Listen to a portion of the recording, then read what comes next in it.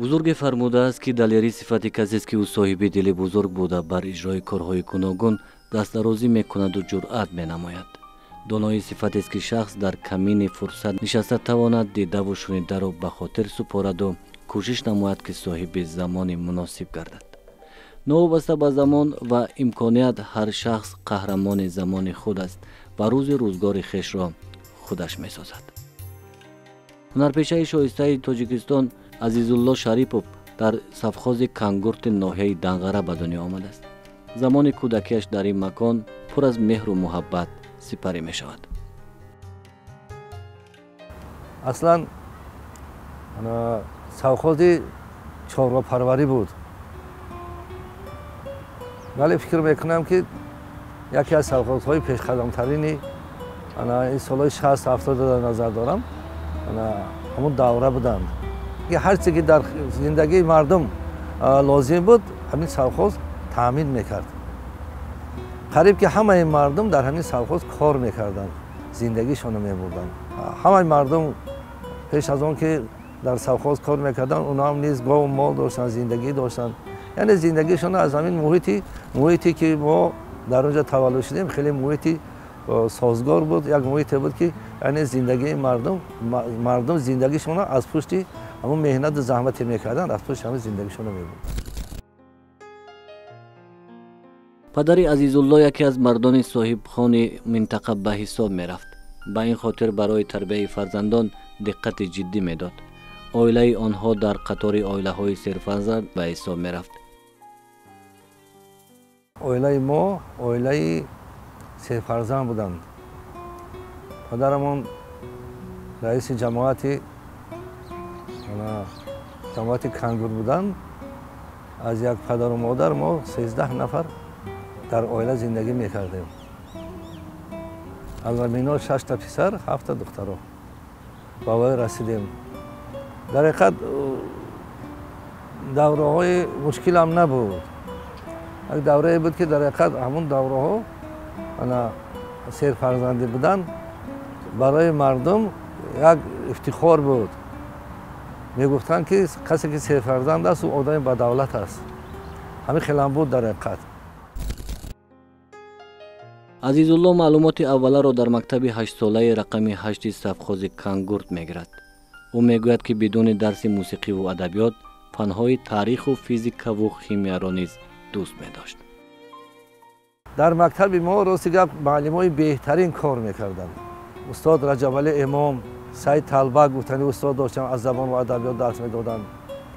устод сафар ғанӣ аз химия, устод абдуманон шодиев аз фани физика. қисмати зиёди бачагоне ки дар ин мактаб мехонданд ҳамашон рости гап бачаҳои донишманд буданд, яъне мехонданд. завқушон хеле баланд буд. барои вақте ки мактаба хатм мекардам омада ба донишкадаву донишгоҳҳои ҷумҳурӣ дар пойтахт дохил мешудам. азизулло шарипов мегӯяд ки муҳаббати санъат дар вуҷудаш ҳангоми наврасӣ пайдо шуда. он ҳангоме ки падари бузургвораш фориғ аз корҳои дунёӣ дуторро ба даст мегирифт ва нохун ба торҳои дутор мезад. он замон азизулло дурнамои зиндагии хешро тасаввур мекард ва орзу дошт ки рӯзе ҳунарманд мешавад, дутор менавозад ва баҳри мардум фараҳ мебахшад. падари бузургворам ки дар корҳои масъули ҳамон давра кор мекарданд, яке аз навохтани асбобҳои мусиқӣ мебаромаданд. бахусус дар назар дорам ҳамин дуторро хеле хуб менавохтанд. ҳатто вақте ки менавохтанд мегуфтанд ки ана ин оҳанги Карими Шиш аст, ана ин оҳанг аз Кашали Ҷӯй аст. аз ҳамин чизо бохабар буданд он шахсиятро. ҳамин навохтани падари бузургвор дар дутор ба ман ҳам завқ пайдош кардам ва гуфтам ки ман бояд ҳамин пайраҳии ҳунарро бигирам. аз ҳама чизи асосие ки завқе ки ман ба худ гирифтам, ҳамин роҳро интихоб кардам. ин рости гап ҳунари ҳамон дуторнавозии падари бузургвори ман буд. азизулло ҳанӯз аз овони хурдӣ роҳи худро интихоб карда буд. ӯ бисёр мехост то ҳунарманд шавад. хоҳиш ва муҳаббати ӯро ба инобат гирифта падараш ӯро соли 1968 ба омӯзишгоҳи мусиқии шаҳри Душанбе меорад. آنجا از همه بیشتر او نوازش رباب و قیژک را می‌آموزد. تا آمدن به آموزشگاه داخل شدن راستی گپ در خانه ما مهمان شدن و خصوص در خاطر دارم استاد میراتلا عطایف، استاد فتاح آدینه، حکیم محمود مهمان میشدن. راستی گپ که من که جوان زغمن که بودم گوش میکردم و هم آرزو میکردم که من مثل همین شخصیت هنرمند شدم و سبب شد که ما هم آمده سال 1968 به آموزشگاه موسیقی شهر دوشنبه داخل شدم. محیط خیلی خوب بود در آموزشگاه موسیقی، چون که بهترین استادا در آموزشگاه موسیقی کار میکنن همون دوره. در خاطر دارن که وقتی که من آمدم در آموزشگاه موسیقی داخل شدم، اون وقت در ذوق بچه‌ها بسیارتر در رباب نوازی بود. من که در رباب خوب می‌نواختم، وقتی که امتحان گرفتن دیدن که من در رباب خوب می‌نوازم و من توصیه دادن که استاد امرخان مبارکشاه که مدیر شعبه سازهای خلقی آموزشگاه بودن توصیه دادن که شما رباب علاقه میدونید، ما شما رو توصیه میدیم که شما در اسباب قیژک خوانید. و من و عمر تیمور همون هنرمند بسیار شناخته و معروفی ما را هر دومانه به اسباب قیژک توصیه دادم. در آموزشگاه موسیقی عزیزالله یکی از جوانان فعال بود که همیشه در شورابینه‌های آموزشگاه شرکت می‌نمود و معلمان همیشه به او اعتماد می‌کردند. بعد از ختم آموزشگاه موسیقی با راه خط وزارت مدنیت تاجیکستان و توصیه استادان، عزیزالله حجت‌هایش را به فاکولته صنعت دانشکده آموزگاری تاجیکستان می‌سپارد و اینجا نازکی‌های صنعت را از خود می‌کند. 5 سال دیگر در اینجا در تحصیل کردیم، یعنی چی میگن سایقل دادیم هنر را در ساحه قیژک نوازی، چون که موسیقی کسبی را شناختن دانستن هم زحمت‌های خیلی زیاد را طلب می‌کند، چون که برای یک هنرمند شدن، برای یک اسباب از خود کردن، نبینید که من 4 سال در آموزشگاه 5 سال دیگر در اینستیتوت خواندم 9 سال. یعنی فکر میکنم که این هم کم بود برای ما، لیکن به هر حال ما همین راه انتخاب کردیم. دانشکده آموزگاری تاجیکستان نخستین مکانی هست که عزیزالله از هنر نوازندگی و آهنگسازیش درک داده بود. او در کنسرت‌های حساباتی فاکولته نزد استادان و مهمانان هنرنمایی میکرد. هیچ وقت از خاطرم نمیبرد که وقتی که در صحنه در اینستیتوت هم یک تالاری خرد بود، اصلا کنسرت‌های اکادمی ما در همون تالاری خردی همون فاکولته میگذشت، برآمد میکردیم. یعنی اونا هنر ما را، ذوق ما را، مثلا تکنیک نوازشی در اسباب موسیقی را برگزاری میکردن و با هم میموندن که یعنی پیشروی هست، یا اگر که کمتر اگر سیستم کرد بگو که پیشروی کم است، یعنی زیادتر. یعنی ما را توصیه میدادن که زیادتر مشق کنیم، توصیه میدادن که نه کم از هر روز، نه کم از 4 ساعت باید ما همچون شاگرد در مورد هنر خود باید کار میکردیم، نه کم از 4 ساعت. سال 1977 عزیزالله دانشکده صنعت تاجیکستان به نام میرزا ترسونزاده را ختم می‌نماید و با راه خط وزارت مدنیت به ناحیه تیمور ملک به حیث دیرکتور مکتب موسیقی بچگانه به کار می‌رود و آنجا 2 سال فعالیت نموده پس به دوشنبه برمیگردد. وقتی که 2 سال در مکتب موسیقی بچگانه ناحیه تیمور ملک به حیث دیرکتور کار کردم، انا رهبریت اون وقتای آموزشگاه در یکی از باخری هایی که در آموزشگاه شد ما اشتراک کرده. اونجا گفتن که شما که کادری همینجا که هستید، استاد مبارکشاه امرخان مبارکشاه همچون به حیث مدیر کافدره سازهای خلقی اینستیتوت دعوت کردن و اون شخصیت توصیه دادن که همین شاگردی ما در ناحیه تیموری کار میکند، یک جای هم فکر شدن و ما را دعوت کردن. سالهای بعدی در دانشگاه آموزگاری تاجیکستان، دانشکده صنعت تاجیکستان، کالج صنعتی به نام احمد باباقلوف ایفای وظیفه نموده است. در این هنگام بیشتر کوشیده است تا رسالت آموزگاری خود را نزد خلق و وطن اجرا نموده باشد. زیر تربیه او هنرمندان زیاد درس گرفتند که امروز در بخش‌های گوناگون ایفای وظیفه دارند. تمام فعالیت ایجادی من، فعالیت هنری من، فعالیت آموزگاری من همین از همین آموزگاری موسیقی سر شد. چون که محیط سالم بود، محیط خوب بود، بهترین شخصیت ها در اونجا کار میکردن. استادای بزرگ در بخصوص باز تکرار میکنم، بخصوص میرات الله عطایی همچون مدیر شعبه فنهای نظریوی، استاد فتح آدینه و یعقوب سبزانو، شرفالدین سیف‌الدین، امان همدم، یعنی بهترین استادان هنر در اینجا کار که میکردن. کار خیلی خوب و در سطح بلند. عزیزالله شریپوف هنرمند، مطربی چیره‌دست، سازی غیژک، سازی دمره و آوازخوان، آموزگار. یک سالهای 70 عصر گذشته من دانشجوی آموزشگاه موسیقی شهر دوشنبه بودم. این کس به حیث آموزگار کار و فعالیت میکردم. خیلی خوشحال هستم از همکاری با ایشان، علل خصوص همکاری ایجادی. چندین آهنگ ها را با سازی غیژک بنده، با سازی دمره خود استاد عزیزالله شریپوف، یعنی در خزینه رادیوی تاجیک ثبت نمودیم. دوستی ما با عزیزالله شریپوف زیاده از 40 سال شاید باشد، چون که از دورانی که من در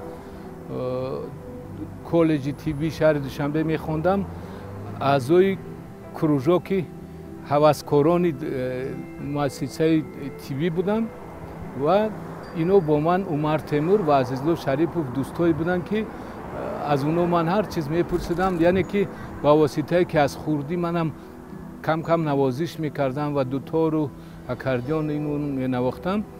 با اونو ما دوستی را سر کردیم و اونو از مصلحتچی اولی که در همون سطح کروژاک هوسکارانی در مید کالج بودن اونا کمک کردن و بعدی تمام کردن ختم کردن ما به نویای سوید رفتم و باز در همون آموزشگاه موسیقی نویای تیمور ملیک پیشینا سوید اونجا با هم واق خوردیم. یک جوان فرهنگی رو من دریافتم که در همون دوره در وقت جوش و خروشی که در چیز من در ضمیر من شعر و ادبیات جا داشت و بسیار همین حواس هم بسیار به ادبیات و به شعر و شاعری بود. از همون دوره ها که ما یک جای آهنگ میگفتیم و شعر سرود یک جای آماده میکردیم و در محفل ها هم یک جای شرکت میکردیم. بسیار دوره خوبی جوانی را با هم گذراندگیم. سال 2000 رهبریت کمیته تلویزیون و رادیو نزد حکومت جمهوری تاجیکستان او را به حیث راهبری بدیعی دسته هنری دریاب به کار دعوت می‌نماید و آنجا طی 4 سال با هنرمندان محبوب تاجیک فعالیت می‌نماید و سهم خود را در رشد صنعت ملی می‌گذارد. باز مرا همچون معلمی جلب دسته‌های هنری کمیته تلویزیون و رادیو پیشنهاد کردند. 2 سال دیگر در اینجا کار کردم. بعدا مرا همچون مدیر شعبه سازهای خلقی و سرخانه عنعنوی با آموزگاه موسیقی باز دعوت کردم. در اینجا 1 سال کار کردم. سال 2008 رهبریت وزارت فرهنگ یعنی مرا همچون به حیث دیرکتور پیشنهاد کردم و 4-5 سال در اینجا همچون به حیث دیرکتوری آموزگاه کالج صنعتی بانوی استاد احمد باباخلوف به حیث راهبر کار کردم. با استاد عزیزالله شریپوف 40-50 سال شد که ما آشنایی داریم. در یادم است اولای سالهای 80 اون کسا در ارکستری اسباب‌های خلقی کار میکردن و راهبر ارکستر استاد دولت سفرج بودن و عزیزلو هم یکی از عضو این ارکستر بودن. آهنگای زیاد ایجاد میکردن، دوتارا خوب مینواختن. همین دمره تاجیکی را خیلی نازک، خیلی به درجه عالیش مینوازن و آهنگای زیاد ایجاد کردن و من از او خواهش کردم که برای منم یک آهنگ وای کند و در شعر نظر یزدان با نام افسانه دل با ارکستر یک آهنگ بسیار متنطنی زیبا برای من تهیه کردن، ایجاد کردن که من این آهنگ رو در تلویزیون سالهای زیادی خواندم و بعد از اون استاد عزیزلو در یادم است که در انسامبل آوازه‌داری دریا که من هم در اونجا فعالیت داشتم سالهای زیادی، استاد عزیزلو راهبر این انسامبل بودن و خیلی در اونجا زحمت کشیدن و در تربیه اون حافظا، در رشد هنرمندای تلویزیون و رادیو خیلی سهم زیادی دارند. استاد عزیزالله شریپوف برای من بسیار شخص عزیز هستند، چون که هم نام پدر عزیز من است.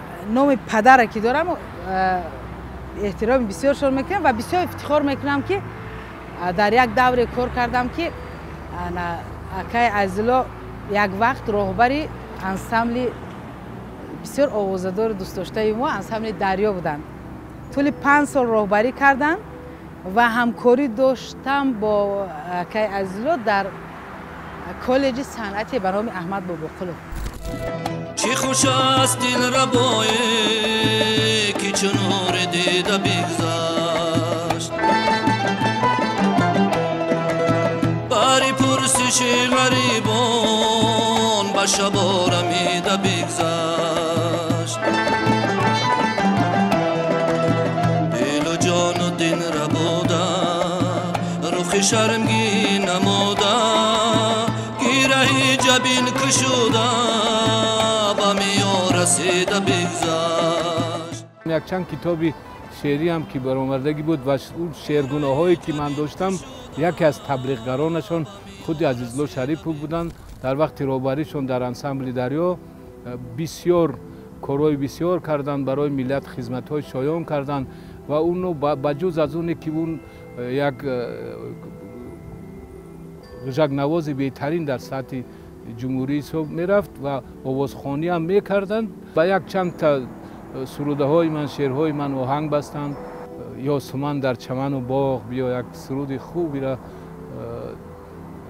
با آهنگی نوت کردن. یک شعر وطن داشتم در استادیوم خوندن با همین آهنگ همین وقتی، یعنی 5-6 تا شعرهایی که در وصف وطن و عشق هستند، مادر هستند، اینا دیار هستند، آهنگ بستند و همکاری تا امروز ما با اینا داریم.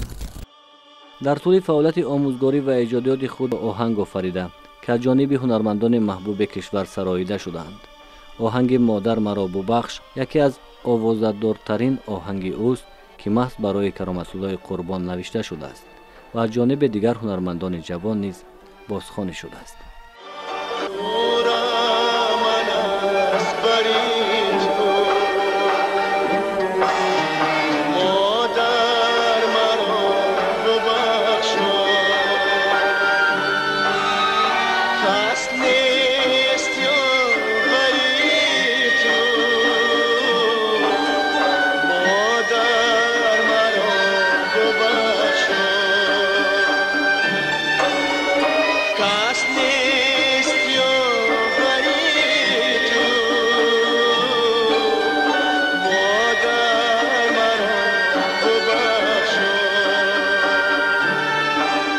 واسه که همین آهنگ وقتی که من ساختم، استاد امیربگ موسوی خطی همکاری کردم. اون کس برای ارکستر سازبندی کردند. همین اثر خیلی وقتی که ما آماده کردیم، تیار کردیم، گوش کردیم و خلاصه آمدم که یعنی این سروده باید حتما کرامت‌الله قربان رو باید خوند، چون که سبک او خیلی نزدیک بود. و بعد کرامت‌الله که وقت در کمیته تجارت و رادیو در انسامبل گلشن، ارکستر گلشن همچنین باعث راهبری بدایی کار میکردن، دعوت کردم گفتم که همین یک سرود کردم، همین گوش کنید، مقبول باشد خونید. یک بار گوش کردم گفتم که استاد این برای من مقبول است، سرود من است، من باید خونم. قصه کوتاه که همین سرود با نام کرامت‌الله قربان و مادر مقام بخشا ماند.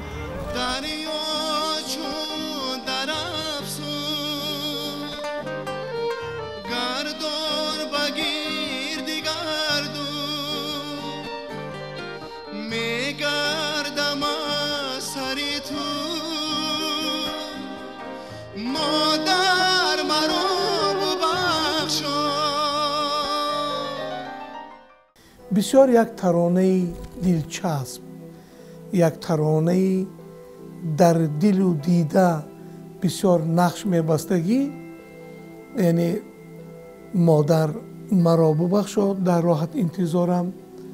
و بعد از اجرایش کرامت‌الله قربان بسیار که آوازدار شد، با چندین نفرهای هنرمندان دیگر از جمله جمشید نظاموف، محمد رافعی کرامت‌الله و چندین هنرمندان جوان استراده امروزه آموزش کنسرواتوار ملی این سرود را، این همکاری ما را اجرا نمودند.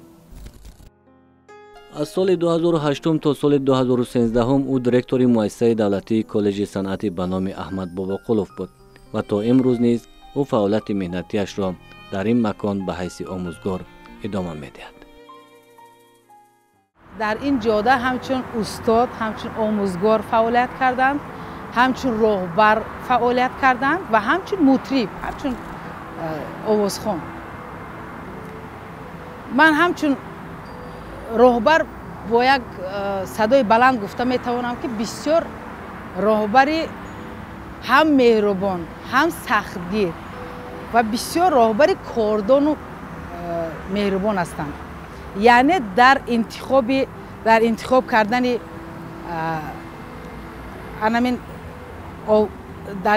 کردن هم آموزگاران جوان و هم آوازخوان‌ها و مطربان جوان که هیچگاه خطا نکردند، هر کسی را به کار دعوت کردند، او بسیار هنرمند یا که آوازخوان یا که آموزگار خوب بود.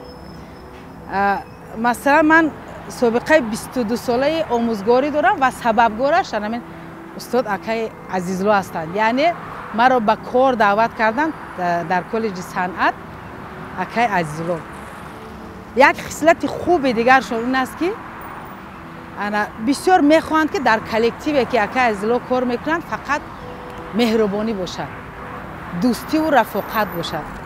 انا سرودها برای اپای نگینه رؤوف ها کردم، سرودها برای لولا عزیز ها کردم، سرود برای مورخسا کردم، سرود برای رحمتی انا عبدالله سلطانوف، سرودها برای قربانی عبداللهیوف. یعنی قسمت زیادی آهنگ‌ها را روز که در انسان دریا ایجاد کردم و پیشنهادی هنرمندانی انسان دریا کردم. من در یادم است خیلی راهبری دلسوز، مهربان، خیلی راهبری خیرتمند، خیلی چند مرد خیرتمند است، مرد دانشمند است، بسیار رفیق شفیق است و سالهای زیادی در کالج موسیقی به نام احمد باباقلوف یک جای کار کردیم و من در یادم است که در تربیت جوانان، در تربیت اصلا آموزگاران جوان، در تربیت شاگردان خیلی سهم زیادی گذاشتند. استاد عزیزلو و استاد در برابر آن که آهنگ ایجاد میکنند، خودشون صدای خیلی خوش دارند، سرود میخونند، در برابر این یک روز از استاد خواهش کردم که عزیزلو جان، همین دمره من بسیار دمره نوازی گوش کردم، از تو بهتر نواخته در همین تاجیکستان کم دمره نوازی هست که از تو برابر تو نواخته تواند. همینقدر نازک، همینقدر دمره در همون صحن خورد دمره یک چیزا یک مدنیت نواختن، یک شیرینی، یک لحنی عجیب، یعنی لحنی همون خودی همون عزیزالله شریپوف. من گفتم بیا من یک سناریو می نویسم، بیا همین آهنگای دوتاری تا جدا کنیم، یک فیلم کنیم. همین گپی من نگرفته، همین گپی من نگرفت.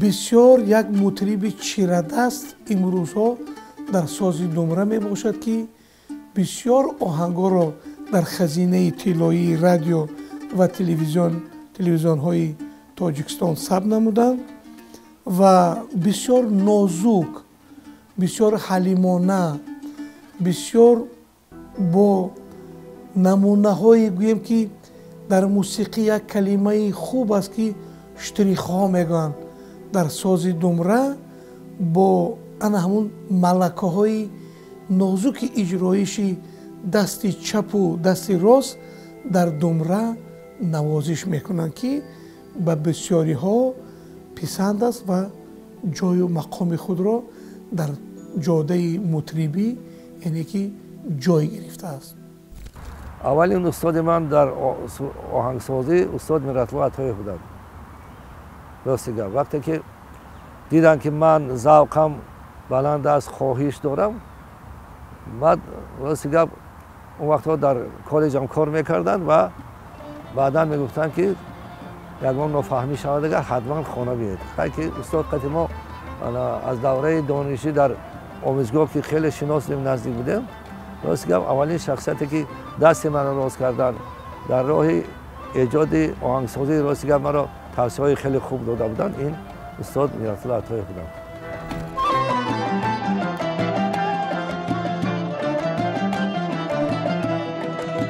چی خوش است دلربایی که چون نور دیده بگذشت،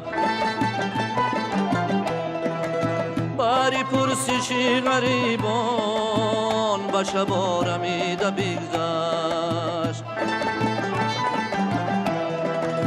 دل و جان و دین را بوده روح شرمگین نموده، گیرهی جبین کشوده به میان رسیده بگذشت.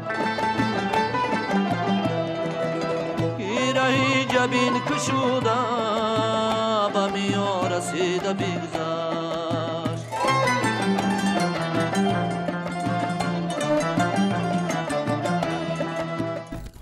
عزیزالله شریپوف در پیراهی طی کرده خویش با بزرگترین هنرمندان تاجیک همشین بوده و بهر آنها آهنگ آفریده.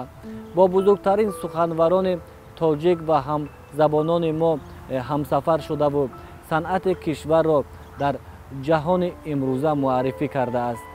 او بیش از 100 آهنگ آفریده که امروز در خزینه طلایی کمیته تلویزیون و رادیوی نزد حکومت جمهوری تاجیکستان حفظ می‌گردند و در برابر این صدها نفر هنرمندان را درس گفته و آنها را بهر والا داشتن صنعت تربیت نموده است که خدمت هست والاتر از هستی. عزیزالله شریپوف در زندگی همیشه کوشیده برای رشد صنعت ملی تاجیک سهم داشته باشد. جای آهنگ آفرید و جای سرودخوانی نمود. جای دست جوانان و نورسان را برای آفریدن آهنگ‌های بزرگ گرفته است. و امروز با افتخار در گلگشت‌های کشور قدم می‌زند. او میگوید تا امکان دارد در پیراهه زندگیش آماده است تا برای شاگردان کمک نماید و بهترین آهنگ‌ها را برای سراییدن جوانان پیشنهاد نماید. وقتی که آدم یک کار با اجرا میرساند، ما در پیش با نیت‌های دیگر، مقصدهای دیگر پیدا می‌شود. همین خیلی است. کار ایجاد، کار هنرمند همین است. یک سرود میکنید، سرود به آخر رسید بعد میخواد که با صورت دیگر کنید یعنی یک کتاب بنویسید کتاب با آخر رساندید و میخواد که یک موضوع دیگر را پیدا کنید که با کتاب دیگر نویسید یعنی کار ایجادی هیچ وقت آخر ندارد من فکر میکنم که تا وقتی هستیم امروز هستیم قیبات چند قدر وقتی که در فرصت در اختیار ما است یعنی ما باید ایجاد کنیم مثلا هنر نوازندگی و هم در هنر آوازخوانی هم از بالای خود کار کنیم و این هنر نوازندگی را مثلا هنر آوازخوانی را یعنی هم برای خودت هم برای مردم پیشنهاد کرده توانی